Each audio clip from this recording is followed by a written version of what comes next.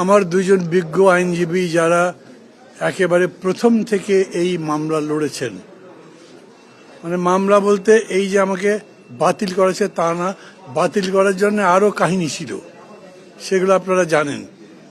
সেই কাহিনীর বিরুদ্ধে লড়েছেন। জ্যোতির্ময় এখানে আছে আমার পাশে, মামুন এখানে আছেন, তারা দুজন আপনাদের কাছে বলেছেন। আমি প্রথমে আল্লাহর কাছে শুকর করছি, আমি বিশ্বাস করতাম ষড়যন্ত্র টিকবে না। এত বড় একটা অভ্যুত্থান হলো, তাতে মানুষের, অন্তত মানুষকে যারা পরিচালনা করবে, দেশ যারা চালাবে, সেই সমস্ত ব্যক্তিদের মন মানসিকতার পরিবর্তন হওয়া দরকার ছিল।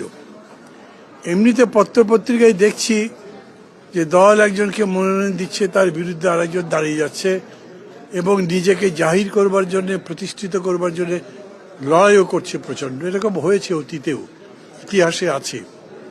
কিন্তু রক্ত দিয়ে, জীবন দিয়ে, বছরের পর বছর ধরে সংগ্রাম করে আমরা যে অধিকারের জন্য বললাম, যা প্রতিষ্ঠার জন্য এত বড় ত্যাগ স্বীকার করলাম, তার উপরে দাঁড়িয়ে আবার তাকেই ব্যঙ্গ করছি, এই ধরনের ঘটনায় দুঃখ প্রকাশ করার বিকল্প কিছু নেই।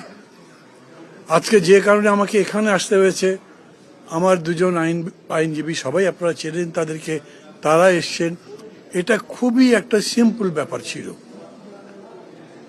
বা যাচাই বাছাই করা হয় প্রার্থীদের বাদ দেবার জন্য নয়, বরঞ্চ তাদের কোনো ভুল ত্রুটি হলে সেটা সংশোধন করে যাতে তাদেরকে নির্বাচনী প্রক্রিয়ার মধ্যে রাখা যায়, এই জন্যে সংশোধন করবার সুযোগ অন দ্য স্পট আছে।